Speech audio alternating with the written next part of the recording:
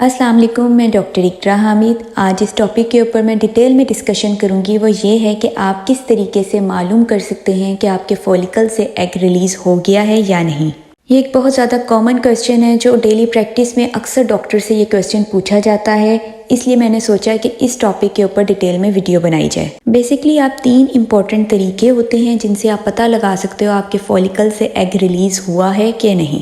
पहला इसमें तरीका आ जाता है सीरियल स्कैनिंग। इसमें आपकी डॉक्टर आपसे ये कहती है कि आपने अपने पीरियड्स के 8वें या 10वें दिन पे क्लिनिक आना है। वो आपका अल्ट्रासाउंड करती है। बेसिकली एक दिन छोड़कर एक दिन आपका सीरीज में TVS होता है, ट्रांसवेजाइनल स्कैन होता है, जिसके अंदर देखा ये जाता है कि आपका एग रिलीज हुआ है अभी तक कि नहीं हुआ। तो यूं वो बार बार देखती है कि आपका फॉलिकल अभी तक रप्चर हुआ है कि नहीं हुआ। अगर फॉलिकल रप्चर हो जाता है तो उससे एग रिलीज हो जाता है। जब एग रिलीज होता है तो वो फिर स्कैन करके देखती है। अगर एग से आगे कॉर्पियस लूटियम बन जाए, जिसकी वजह से आगे वो प्रोजेस्टेरोन हार्मोन प्रोड्यूस करता है, फिर उससे ये चांसेस होते हैं अगर स्पर्म आपके एग तक पहुंच जाता है तो आपकी प्रेगनेंसी मेंटेन रह सकती है, यानी कि ड्यूरिंग प्रेगनेंसी प्रोजेस्टेरोन हार्मोन की वजह से आपको ब्लीडिंग नहीं होती। तो यूँ पहला मेथड जिसके थ्रू आप पता लगा सकते हो कि आपका एग रिलीज हुआ है कि नहीं हुआ, वो है सीरियल स्कैनिंग।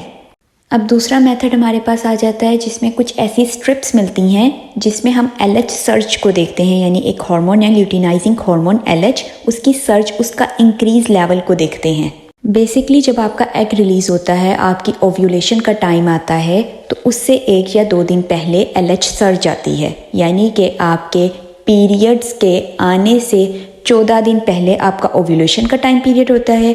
उससे 1 या 2 दिन पहले LH सर्च आती है, जहाँ पे सडनली एकदम से ल्यूटिनाइजिंग हार्मोन 10 to 20% इंक्रीज कर जाता है। तो इससे भी पता चलाया जा सकता है कि आपका एग रिलीज हुआ है कि नहीं हुआ। जाहिर सी बात है, अगर LH सर्ज आपके पास आएगी एकदम से, ल्यूटिनाइजिंग हार्मोन 10 to 20% इंक्रीज होगा, तो चांसेस होते हैं कि अब आपका एग रिलीज होने वाला है। तो इसके लिए आपकी डॉक्टर आपको कहती है कि पीरियड्स के बाद आपने अपने यूरिन के ड्रॉप स्ट्रिप पे डाल के चेक करते रहना है। अगर स्ट्रिप के ऊपर 2 लाइंस आ जाती हैं तो वो इंडिकेट करती हैं कि रिजल्ट पॉजिटिव है, यानी कि अब आपकी LH सर्च आ गई है, LH हार्मोन आपका इंक्रीज कर गया है। अगले 24 घंटों के अंदर अंदर आपका एग रिलीज हो जाएगा। तो अगर आप उन दिनों के अंदर अपना फिजिकल रिलेशनशिप बिल्डअप करेंगे अपने हस्बैंड के साथ, तो मैक्सिमम चांसेस है कि आपकी प्रेगनेंसी हो जाएगी, क्योंकि ये सबसे ज़्यादा एक्यूरेट वे है जिसके ज़रिए ओव्यूलेशन का, एग रिलीज़ होने का पता लगाया जा सकता है, और मैक्सिमम चांसेस होते हैं इसमें प्रेगनेंसी के। इसमें आपने बेसिकली अपने पीरियड्स के बाद एक स्ट्रिप लेनी होती है, LH किट के नाम से वो आपको किट मिल जाएगी। उसमें आपने स्ट्रिप्स के ऊपर अपने पेशाब के, यूरिन के कतरे डालकर रोज़ चेक करना होता है। जिस दिन आपको लगे कि अब 2 लाइंस पॉजिटिव आ गई हैं, तो इसका ये मतलब है कि अब आपको LH सर्ज आ गई है, तो उसके 24 घंटे के बाद आपका एग रिलीज़ हो जाएगा। अगर आपका फिजिकल रिलेशनशिप उन 24 घंटों के बाद बिल्डअप हो गया तो मैक्सिमम चांसेस हैं आपकी प्रेगनेंसी होने के।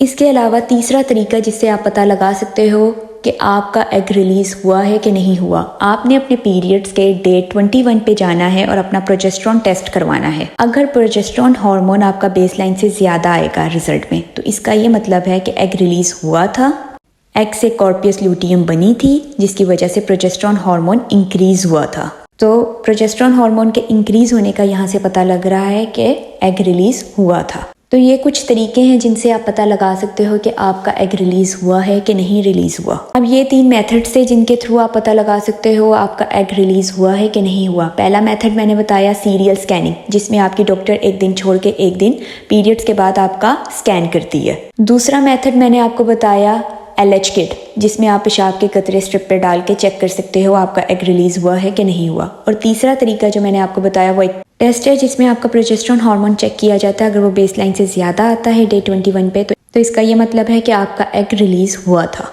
अब एग रिलीज होने का मतलब ये है कि मैक्सिमम चांसेस है आपकी प्रेगनेंसी हो जाएगी अगर उन दिनों में आपका अपने हस्बैंड के साथ फिजिकल रिलेशनशिप बिल्डअप हो गया है तो। लेकिन जो दूसरे फैक्टर्स हैं, दूसरे पैरामीटर्स हैं जो प्रेगनेंसी होने पे डिपेंड करते हैं, बिल्कुल ठीक होने चाहिए। जैसे कि आपकी ट्यूब्स हैं वो खुली होनी चाहिए, उनमें कोई ब्लॉकेज नहीं होनी चाहिए, वरना आपका एग रिलीज़ होगा भी तो आपका स्पर्म आपके एग तक नहीं पहुंच सकेगा, जिसकी वजह से आपकी प्रेगनेंसी नहीं होगी। तो आपकी ट्यूब्स को आपको चेक करवाना लाजमी ज़रूरी है कि वो ट्यूब्स खुली होनी चाहिए।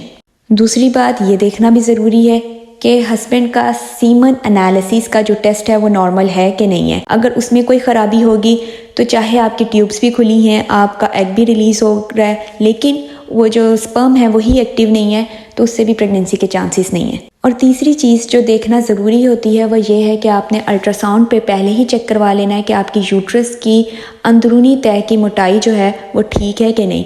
अगर वो ठीक नहीं है तब भी प्रेगनेंसी नहीं हो सकती, चाहे आपकी ट्यूबें खुली हों, स्पर्म भी ठीक हो, एग भी रिलीज़ हो रहा हो, लेकिन मोटाई सही से ना हो, तो तब भी प्रेगनेंसी नहीं हो सकती। इसलिए एग रिलीज़ होने के अलावा इन तमाम चीज़ों को देखना भी ज़रूरी होता है। मैं उम्मीद करती हूँ मेरी आज की ये वीडियो भी आपके लिए बहुत ज़्यादा इन्फॉर्मेटिव होगी। मज़ीद इन्फॉर्मेशन हासिल करने के लिए मेरे चैनल को सब्सक्राइब करें। तब तक अपना ख्याल रखें। मिलते हैं अगली फिर नई किसी इन्फॉर्मेटिव वीडियो के साथ। अल्लाह हाफिज़।